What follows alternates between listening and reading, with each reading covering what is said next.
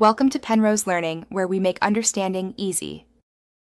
You'll begin by confirming prerequisites so the rest works smoothly.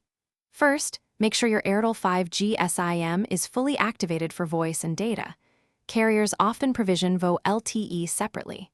Once done, update your Samsung phone to the latest one UI and carrier settings because software controls Volte toggles. Now, insert the Airtel SIM into the primary slot and reboot. You're ready to enter network and calling menus.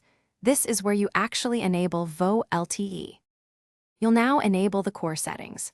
Go to Settings, then Connections, Mobile Networks, and toggle Volte calls to on. This directs voice over LTE instead of older networks. Next, set network mode to 5G/4G/3G/2G Auto Connect so the device can fall back if needed. This ensures stable calls and data. After changing both, restart the phone to let carrier settings apply. Then check the status icons and About Phone right arrow SIM status to confirm Volte. Finish by verifying and troubleshooting quickly. Make a test call and watch for the HD or Volte icon that confirms voice is on LTE. If it doesn't appear, toggle airplane mode for 10 seconds, reboot or remove and reinsert the SIM. This forces network re-registration.